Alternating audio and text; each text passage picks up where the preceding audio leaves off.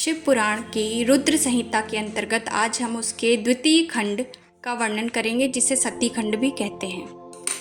तो नारद जी ब्रह्मा जी से कहते हैं कि प्रभु, आपके मुखारविंद से मंगल कारिणी शंभु कथा सुनते सुनते मेरा जी नहीं भरा है, अतः भगवान शिव का सारा शुभ चरित्र मुझसे कहिए। मैं सती की कीर्ति से युक्त शिव का दिव्य चरित्र सुनना चाहता हूँ। शोभाशालिनी सती किस प्रकार दक्ष पत्नी के गर्भ से उत्पन्न हुई, महादेव जी ने विवाह का विचार कैसे किया, पूर्व काल में दक्ष के प्रति रोष होने के कारण सती ने अपने शरीर का त्याग कैसे किए, चेतना आकाश को प्राप्त होकर वे फिर हिमालय की कन्या कैसे हुई, पार्वती ने किस प्रकार उग्र तपस्या की और कैसे उनका विवाह हुआ, कामदेव का नाश करने वाले भगवान शंकर के आधे शरीर में वे किस प्रकार स्थान पा सकी।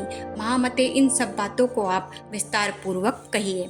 ब्रह्मा जी कहते हैं, मुनि देवी सती और भगवान शिव का शुभ यश परम पावन, दिव्यता गोपनीय से भी अत्यंत गोपनीय है, तुम वह सब मेरे मुख से सुनो। पूर्व काल में भगवान शिव निर्गुण, निर्विकल्प, निराकार, शक्ति रहित, चिन्मय तथा सत और असत के विलक्षण स्वरूप में प्रतिष्ठित थे। वे ही फिर प्रभु सगुण और शक्तिमान होकर विशिष्ट रूप धारण करके स्थित हुए। उनके साथ भगवती उमा विराजमान थी। विप्रवर वे भगवान शिव दिव्य आकृति से सुशोभित हो रहे थे। उनके मन में कोई विकार नहीं था। वे अपने परात्पर स्वरूप में प्रतिष्ठित थे। मुनि श्रेष्ठ, उनके बाएं अंग से भगवान विष्णु, दाएं अंग से मैं ब्रह्मा और मध्य अंग से अर्थात हृदय से रुद्रदेव प्रकट हुए। मैं ब्रह्मा सृष्टि करता हुआ, भगवान विष्णु जगत का पालन करने लगे और स्वयं रुद्र ने संहार का कार्य संभाला। इस प्रकार भगवान सदाशिव स्वयं ही तीन रूप धारण करके स्थित हुए।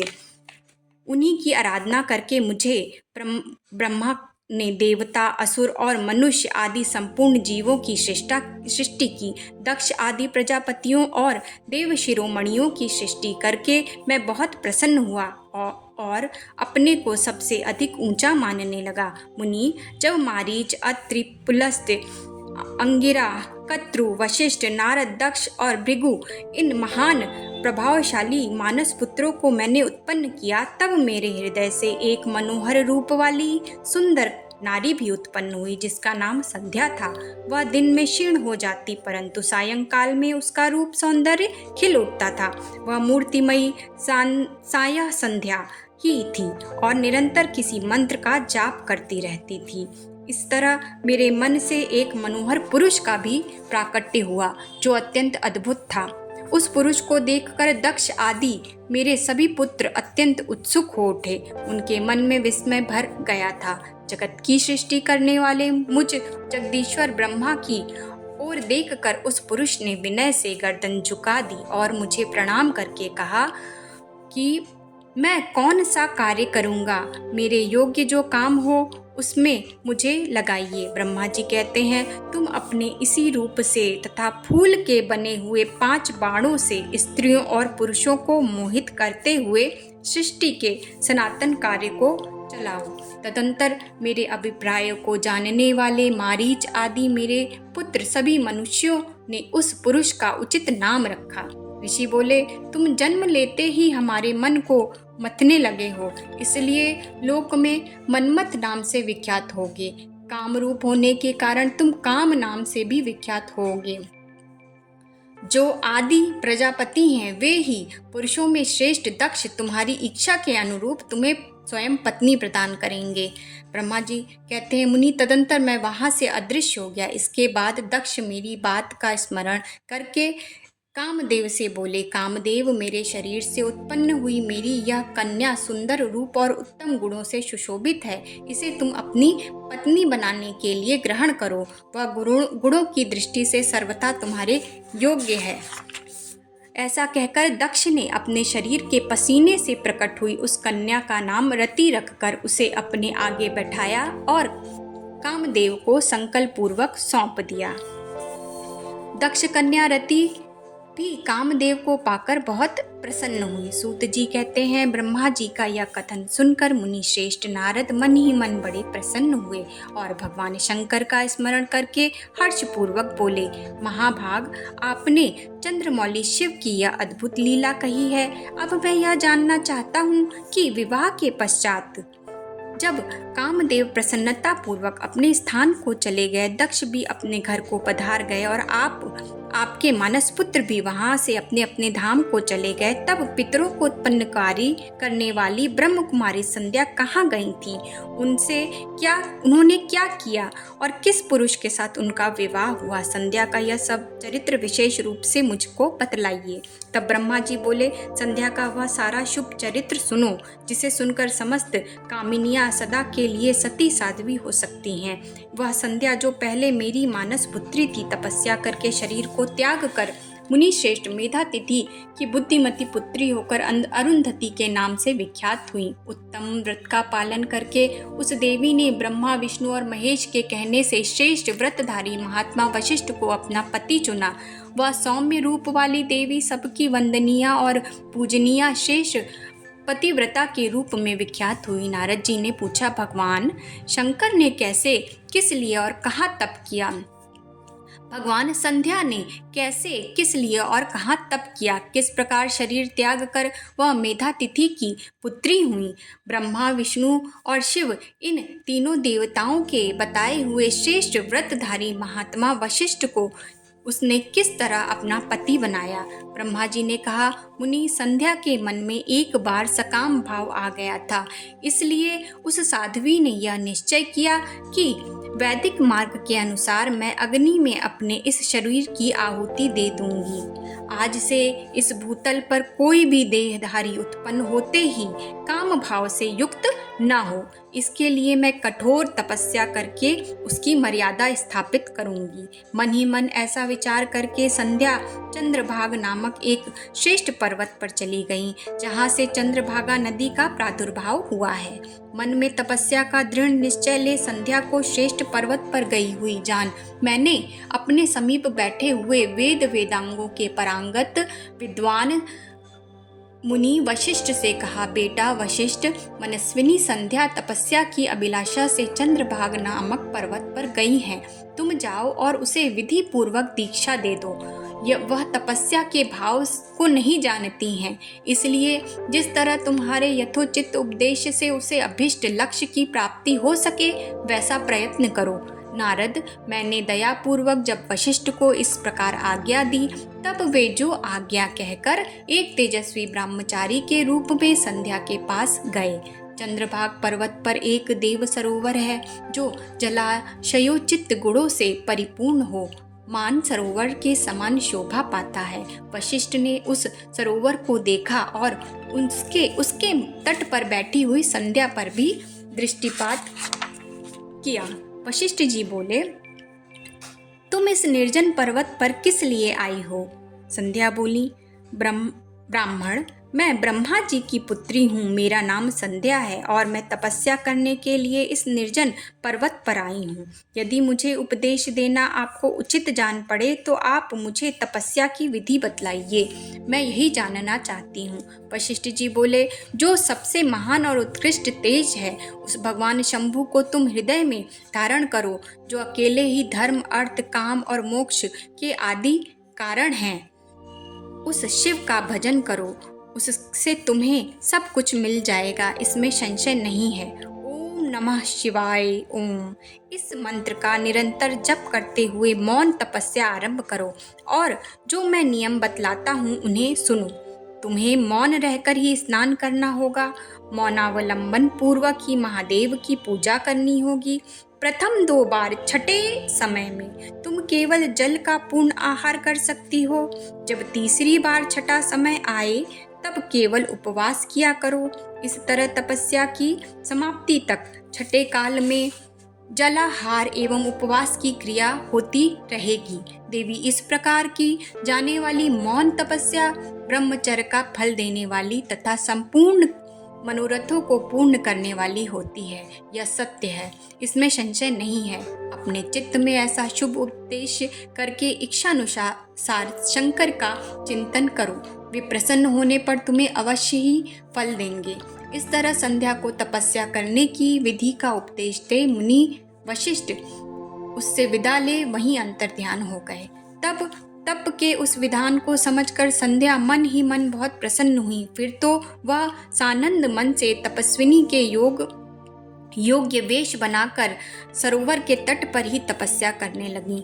वशिष्ठ ने तपस्या के लिए जिस मंत्र को साधन बताया था, उसी से उत्तम भक्ति भाव के साथ वह भगवान शंकर की आराधना करने लगी। उसने भगवान शिव में अपने चित्त को लगा दिया और एकाग्र मन से वह बड़ी भारी तपस्या करने लगी। उस तपस्या में लगे हुए उसके 4 युग व्यतीत हो गए। तब भगवान शंकर उसकी तपस्या से संतुष्ट हो बड़े प्रसन्न हुए और आकाश में अपने स्वरूप में प्रकट हुए। उसी रूप से उसकी आंखों के सामने प्रकट हो गए। उसने मन से जिसका चिंतन किया था, उन्हीं प्रभु शंकर को अपने सामने खड़ा देख वह अत्यंत आनंद में निमग्न हो गई। भगवान का मुखारविंद बड़ा प्रसन्न दिखाई देता था। उसके स्वरूप में शांति बरस रही थी। वह सहसा भयभीत हो सोचने लगी कि मैं भगवान हर से क्या कहूँ, किस तरह उनकी स्तुति करूं। इसी चिंतन में पड़कर उसने अपने दोनों नेत्र बंद कर लिए। नेत्र बंद कर लेने पर भगवान शिव ने उसके हृदय में प्रवेश करके उसे दिव्य ज्ञान दिया, दिव्य वाणी और दिव्य दृष्टि प्रदान की। तब उसे दिव्य ज्ञान, दिव्य दृष्टि और दिव्य वाणी प्राप्त हो गई। तब वह कठिनाइयों से ज्ञात होने वाले जगदीश्वर शिव को प्रत्यक्ष देखकर उनकी स्तुति करने लगी। तब भक्तवत्सल परमेश्वर शंकर बहुत ही प्रसन्न हुए। महेश्वर ने कहा, मैं तुम्हारी इस उत्तम तपस्या से बहुत प्रसन्न हूँ, अतः इस समय अपनी इच्छा के अनुसार कोई वर मांगो। यह वचन सुनकर अत्यंत हर्ष से भरी हुई संध्या उन्हें बारंबार प्रणाम करने लगी। बोली, यदि आप मुझसे प्रसन्न हैं तो मुझे वर दे दीजिए और मेरा मांगा हुआ वर सफल कीजिए। देवेश्वर, इस आकाश में पृथ्वी आदि किसी भी स्थान में जो प्राणी हैं, वे सब के सब जन्म लेते ही काम भाव से युक्त न हो जाएं।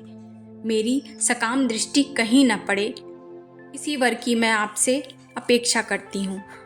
निष्पाप संध्या का यह वचन सुनकर प्रसन्न हुए भक्त वत्सल भगवान शंकर ने कहा, देवी संध्या सुनो, तुमने जो वर मांगा है वह सब तुम्हारी तपस्या से संतुष्ट होकर मैं तुम्हें दे दूंगा। प्राणियों के जीवन में मुख्यतः 4 अवस्था होती है। पहली शैशवावस्था, दूसरी कौमारावस्था, तीसरी यौवनावस्था और चौथी वृद्धावस्था। तीसरी अवस्था प्राप्त होने पर देहधारी जीव काम भाव से युक्त होंगे। कहीं कहीं दूसरी अवस्था के अंतिम भाग में ही प्राणी सकाम हो जाएंगे। तुम्हारी तपस्या के प्रभाव से मैंने जगत में सकाम भाव के उदय की यह मर्यादा स्थापित कर दी है, जिससे देहधारी जीव जन्म लेते ही कामरक्त न हो जाएं। तुमने मुझसे जो वर मांगा वे सब पूर्ण कर दिया है। अब मैं तुमसे दूसरी बात कहूँगा जो तुम्हारे पूर्व जन्म से संबंध रखती है। तुमने पहले से ही यह प्रतिज्ञा कर रखी थी कि मैं अग्नि में अपने प्राण को जला दूंगी। उस प्रतिज्ञा को सफल करने के लिए मैं तुम्हें एक उपाय बताता हूँ, उसे निसंदेह सुनो और करो। मुनिवर, मेधा तिथि का एक यज्ञ चल रहा है जो 12 वर्षों तक चालू रहने वाला है। उसमें अग्नि पूर्णतया प्रज्वलित है। तुम बिना विलंब किए उसी अग्नि में अपने शरीर का उत्सर्ग कर दो। इसी पर्वत के चंद्रभागा नदी के तट पर तपस्या आश्रम में मुनिवर मेधातिथि महायज्ञ का अनुष्ठान करते हैं। तुम स्वच्छंदता पूर्वक वहां जाओ, मुनि तुम्हें वहां देख नहीं सकेंगे। मेरी कृपा से तुम मुनि की अग्नि में प्रविष्ट हुई पुत्री होगी। तुम्हारे मन में जिस किसी स्वामी को प्राप्त करने की इच्छा हो, उसे हृदय में धारण कर उसी का चिंतन करते हुए तुम अपने शरीर को उस यज्ञ की अग्नि में होम कर देना। संदेह, जब तुम इस पर्वत पर 4 युगों के लिए कठोर तपस्या कर रही थी, उसी समय उस चतुर्युगी का सतयुग बीत जाने पर त्रेता के प्रथम भाग में प्रजापति दक्ष के बहुत सी कन्याएं हुईं। उन्होंने अपनी उस सुशील कन्याओं का यथा योग्य वरों के साथ विवाह कर दिया। उनमें से 27 कन्याओं का विवाह उसने चंद्रमा के साथ किया। चंद्रमा अन्य सब पत्नियों को छोड़कर केवल रोहिणी से प्रेम करने लगे। इसके कारण क्रोध से भरे हुए उस दक्ष ने जब चंद्रमा को शाप दे दिया, तब समस्त देवता तुम्हारे पास आए, परंतु देवी संध्या तुम्हारा मन तो मुझ में ही लगा हुआ था, अतः तुमने ब्रह्मा जी के साथ आए हुए उन देवताओं पर दृष्टिपात नहीं किया। तब ब्रह्मा जी ने आकाश की ओर देखकर और चंद्रमा पुनः अपने स्वरूप को प्राप्त करे यह उद्देश्य मन में रखकर उन्हें श्राप से छुड़ाने के लिए एक नदी की सृष्टि की, जो चंद्र या चंद्रभागा नदी के नाम से विख्यात हुई। चंद्रभागा के प्रादुर्भाव काल में ही महर्षि मेधातिथि यहाँ उपस्थित हुए थे। तपस्या के द्वारा उनकी समानता करने वाला न कोई हुआ है न कोई होगा। इस प्रकार संध्या को उनके हित का उपदेश देकर भगवान शिव वहीं अंतर्ध्यान हो गए। जब वर देकर भगवान शिव अंतर्ध्यान हो गए, तब संध्या भी उस स्थान पर गई जहाँ मुनि मेधातिथि यज्ञ कर रहे थे। भगवान शंकर की कृपा से उसे किसी ने वहां नहीं देखा। संध्या अपने को तपस्या का उपदेश देने वाले उन्हीं ब्रह्मचारी ब्राह्मण वशिष्ठ को पति रूप में मन में रखकर उस महायज्ञ में प्रज्वलित अग्नि के समीप गई। उस समय भगवान शंकर की कृपा से मुनियों ने उन्हें नहीं देखा। ब्रह्मा जी की वह पुत्री बड़े हर्ष के साथ अग्नि में प्रविष्ट हो गई। उसका शरीर तत्काल दग्ध हो गया। तब सूर्य ने पितरों और देवताओं की तृप्ति के लिए उसे 2 भागों में विभक्त करके अपने रथ में स्थापित कर लिया। मुनीश्वर, उनके शरीर का ऊपरी भाग प्रातः संध्या हुआ, जो दिन और रात के बीच में पड़ने वाली आदि संध्या है, तथा जो शरीर का शेष भाग सायं संध्या हुआ, जो दिन और रात के मध्य में होने वाले अंतिम संध्या है। सायं संध्या सदा ही पितरों को प्रसन्नता प्रदान करने वाली होती है। सूर्योदय से पहले जब अरुणोदय होता है, प्राची के क्षितिज में लाली छा जाती है, तब प्रातः संध्या प्रकट होती है, जो देवताओं को प्रसन्न करने वाली होती है। परम दयालु भगवान शिव ने उसके मन सहित प्राणों को दिव्य शरीर से युक्त देहधारी बना दिया। जब मुनि के यज्ञ की समाप्ति का अवसर आया, तब वह अग्नि की ज्वाला में महर्षि मेधातिथि को तपाए हुए स्वर्ण की सी कांति वाली पुत्री के रूप में प्राप्त हुई। मुनि ने बड़े आमोद के साथ उस समय उस पुत्री को ग्रहण किया। उन्होंने यज्ञ के लिए उसे नहलाकर अपनी गोद में बिठा लिया। शिष्यों से घिरे हुए महामुनि मेधातिथि को वह बड़ा आनंद प्राप्त हुआ। उन्होंने उसका नाम अरुंधति रखा। मेधातिथि के उस आश्रम में धीरे धीरे वह बड़ी होने लगी। जब वह विवाह के योग्य हो गई, तब मैं ब्रह्मा ने विष्णु तथा महेश्वर से मिलकर मुझे ब्रह्मा के पुत्र वशिष्ठ के साथ उनका विवाह करा दिया। इस प्रकार मैंने तुम्हारे समक्ष संध्या के पवित्र चरित्र का वर्णन किया है, जो समस्त कामनाओं के फल को देने वाला परम पावन और दिव्य है।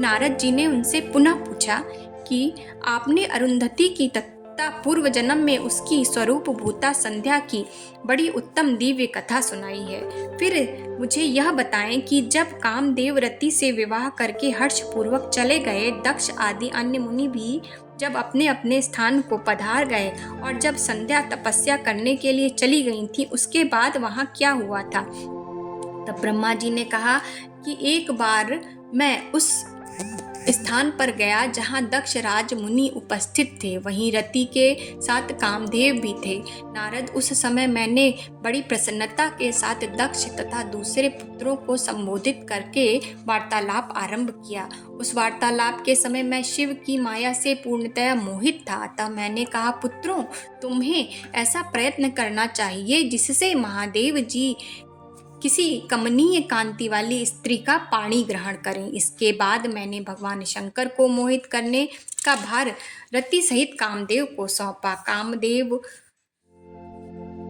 इसके साथ जब कामदेव ने वामदेव कामदेव को सौंपा। कामदेव ने मेरी आज्ञा मानकर कहा, प्रभु, सुंदरी स्त्री ही मेरा अस्त्र है, अतः शिव जी को मोहित करने के लिए किसी नारी की सृष्टि कीजिए। यह सुनकर मैं चिंता में पड़ गया और लंबी लंबी सांसें खींचने लगा। मेरे उस निश्वास से राशि राशि पुष्पों से विभूषित वसंत का प्रादुर्भाव हुआ। वसंत और मल्यानिल ये दोनों कामदेव के सहायक हुए। इनके साथ जाकर कामदेव ने वामदेव को मोहने की बारंबार चेष्टा की, परंतु उसे सफलता प्राप्त नहीं हुई। जब वह निराश होकर लौट आया तब उसकी बात सुनकर मुझे बड़ा ही दुख हुआ। उस समय मेरे मुख के निश्वास से चली वायु से मारगणों की उत्पत्ति हुई। उन्हें मदन की सहायता के लिए आदेश देकर मैंने उन्हें पुनः शिव जी के पास भेजा, परंतु महान प्रयत्न करने के बाद भी भगवान शिव को वह मोह में नहीं डाल पाए। काम सपरिवार वहां से वापस लौट आए। उनके चले जाने पर मैंने मन ही मन सोचा कि निर्विकार तथा मन को वश में रखने वाले योग परायण भगवान शंकर किसी स्त्री को अपनी धर्मिणी बनाना कैसे स्वीकार करेंगे। यही सोचते सोचते मैंने भक्ति भाव से भगवान विष्णु का स्मरण किया। तब वहाँ भगवान विष्णु प्रकट हुए और मुझसे कहा, ब्रह्मा बोलो, क्या बोलना चाहते हो। ब्रह्मा जी ने तब सारा प्रसंग सुनाकर कहा कि केशव, यदि भगवान शिव किसी तरह पत्नी को ग्रहण कर लें तो मैं सुखी हो जाऊंगा, मेरे अंतःकरण का सारा दुख दूर हो जाएगा। इसी के लिए मैंने आपकी शरण ली है। मेरी यह बात सुनकर भगवान मधुसूदन हंस पड़े और मुझे ब्रह्मा को बड़े हर्ष के साथ देखने लगे और मुझसे कहा, तुम मेरा यह वचन सुनो, यह तुम्हारे भ्रम का निवारण करने वाला है। शिव ही सबके कर्ता भर्ता हैं, वे ही परात्पर हैं, परम ब्रह्म हैं, निर्गुण हैं, निर्विकार हैं, अनंत हैं और सबके स्वामी हैं। तुम उन्हीं की शरण में जाओ, तुम उन्हीं का भजन करो, इससे संतुष्ट होकर वे तुम्हारा कल्याण करेंगे। यदि तुम्हारे मन में यह विचार हो कि शंकर पत्नी का पानी ग्रहण करें तो शिव को प्रसन्न करने के उद्देश्य से शिव का स्मरण करते हुए उत्तम तपस्या करो।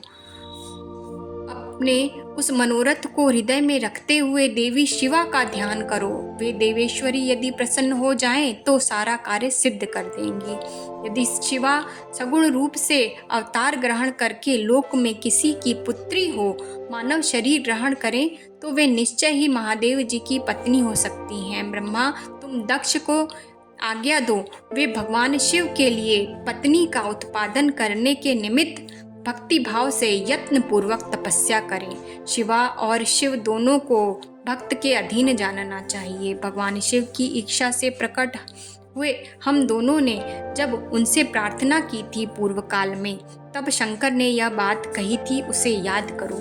उन्होंने कहा कि यद्यपि तीनों देवता मेरे ही रूप हैं, तथापि विशेषतः रुद्र मेरा पूर्ण रूप होगा।